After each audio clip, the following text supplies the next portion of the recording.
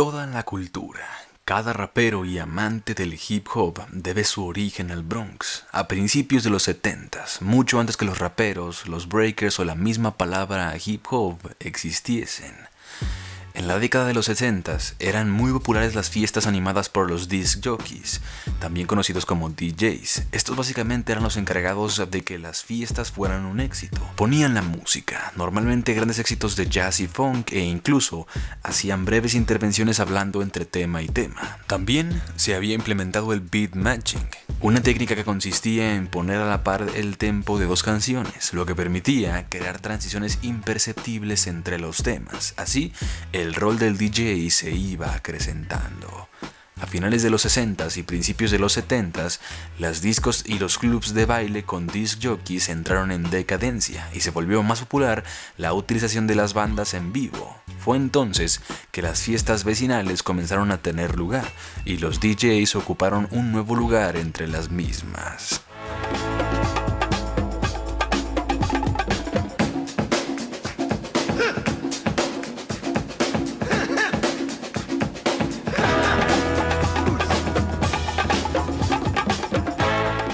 Entonces apareció algo nuevo. Cliff Campbell, más conocido como DJ Kool Herc, se dio cuenta de que había ciertas partes de las canciones de funk más rítmicas y sin letra que animaban mucho más al público, los breaks. Se le ocurrió que, antes de que se terminara esta parte, podía agarrar manualmente la aguja del tocadiscos y regresarla al comienzo del break, para alargarlo tanto como quisiera. Esos momentos eran idóneos para los bailarines que querían demostrar su destreza gimnástica y sus respectivos pasos. Una gran movida empezó a gestarse y era común que a las fiestas de DJ Kool Herc acudieran un grupo de jóvenes a bailar durante sus breaks, por lo cual el mismo DJ los acuñó como Break Boys o B-Boys.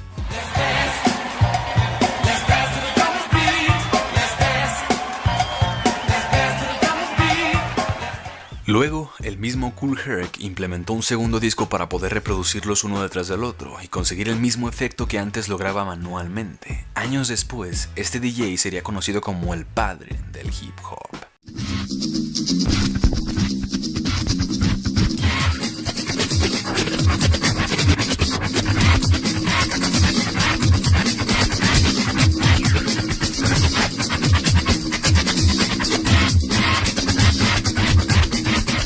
Theodore Livingstone estaba en su habitación escuchando música lo suficientemente fuerte para que su madre fuera a regañarlo. Mientras ella permaneció gritándole, él mantuvo el disco agarrado, moviéndolo de adelante a atrás. Fue entonces cuando le pareció que era buena idea reproducir lo mismo en las fiestas. A esta técnica se le llamaría scratch y se volvería sumamente popular entre los DJs, hasta el punto que se volvería su firma. Practicarían día y noche para hacer los movimientos más locos y que llamaran más la atención, y por estas épocas comenzaron a aparecer las competencias entre DJs.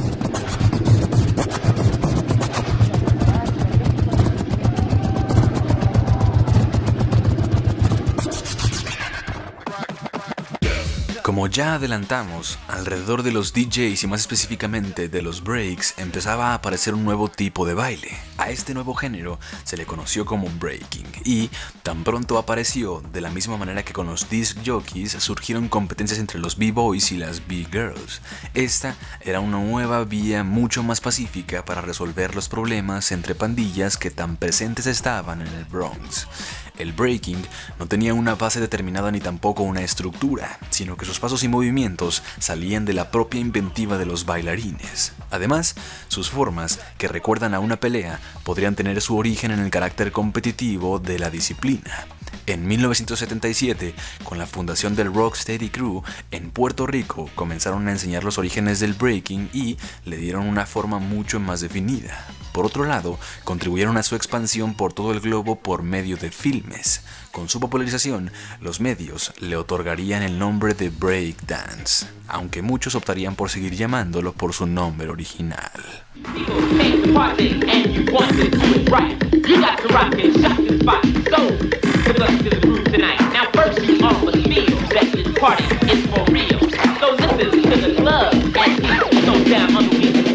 Por su parte, el graffiti, del cual todavía no hemos hablado, tiene un origen muy antiguo, pero con la aparición de los aerosoles se haría muy común su uso y empezarían a ser garabateados los nombres de multitud de artistas en diversas paredes de la ciudad, con aquellas gruesas letras tan características.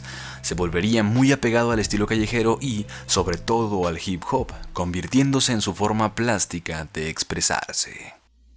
Antes de llegar a la aparición de los primeros maestros de ceremonia, hay que decir que la técnica de rapear no apareció directamente con el hip hop, sino que se remonta muchos años atrás. Sus raíces más remotas las encontramos, como otros géneros musicales, en la tradición africana. Los griots, en África Occidental, eran una suerte de poetas ambulantes como los juglares en España, que contaban historias rítmicamente sobre tambores y otros instrumentos.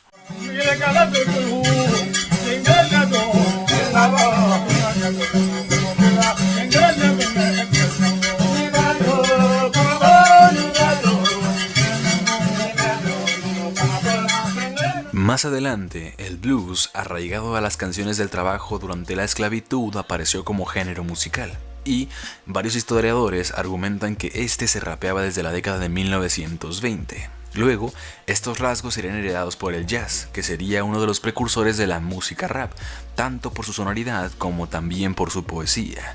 Incluso, encontramos en la música clásica una forma de cantar semihablada con el compositor Arnold Schoenberg, porque al final, esto es rap. Una suerte de recitado con un ritmo y cierta musicalidad. Por cierto, aquí les dejo uno de los primeros raps de los que se tiene documentación, en donde aparecía con claridad una cadencia muy similar a la que estamos muy acostumbrados hoy en día.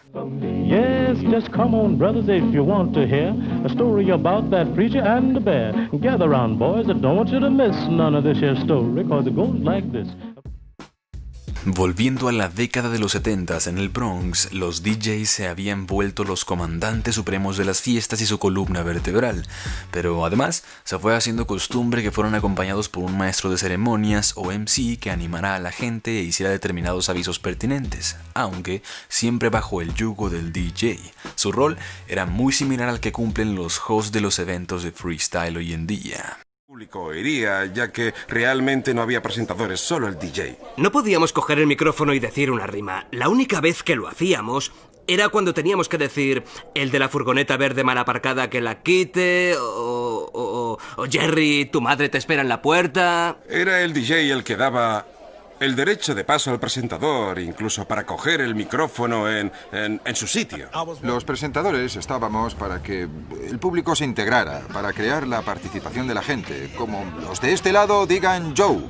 Todo lo relacionado con el público era para el presentador, era el maestro de ceremonias. El DJ era la columna vertebral y nosotros éramos los brazos, las piernas y todo lo demás. Quien es conocido como el primer MC de la historia es Coke La Rock, el presentador de DJ Kool Herc. Además, se convirtió durante aquella década en uno de los raperos más influyentes de la escena. La primera canción de rap popularmente aceptada es Rapper's Delight, publicada en 1979 por The Sugar Hill Gang, un trío estadounidense de hip hop. A diferencia de DJ Kool Herc o Afrika Bambaataa, no gozaban de prestigio en el ámbito, sino que fueron escogidos por la productora discográfica. Por ende, también podría decirse que fue el primer tema de rap comercial. El track fue grabado en una sola toma y mezcló los estilos de funk y música disco, que por aquellos años comenzaban su auge.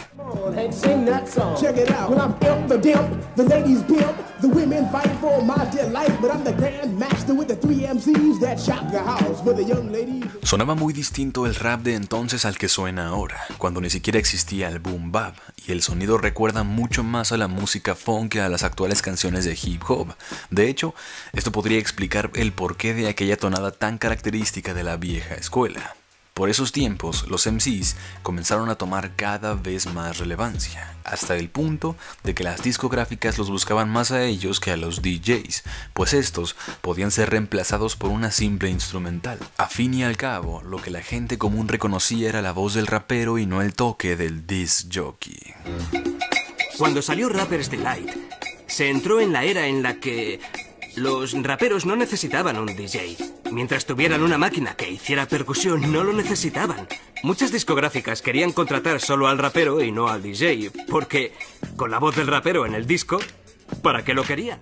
El freestyle fue cobrando también más relevancia y comenzaron a aparecer, como en las otras disciplinas, enfrentamientos y competiciones. No se sabe exactamente cuándo empezó, pero el primer caso documentado de una batalla de freestyle fue entre Kool Moe Dee y BCB en Harlem en 1981, cuando este último nombró al primero en una de sus improvisaciones.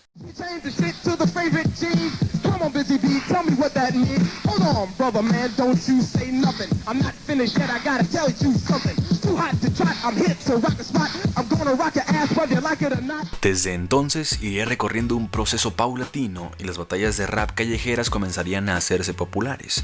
Estas tenían el atractivo de ver a dos MCs enfrentándose. Inmediatamente después de que uno dijera algo, el otro tenía la posibilidad de responder, por lo que era un ida y vuelta.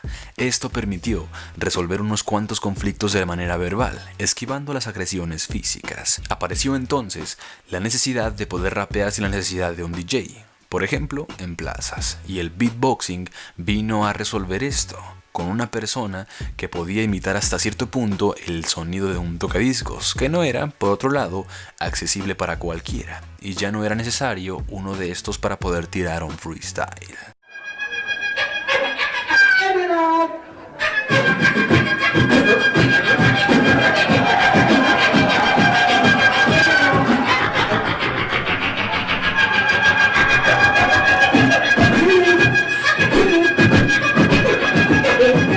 Lance Taylor en su juventud ganó con un ensayo un viaje a África que cambiaría su visión sobre las cosas, al conocer el pueblo de Zulu y su forma de convivir, pacífica y solidaria.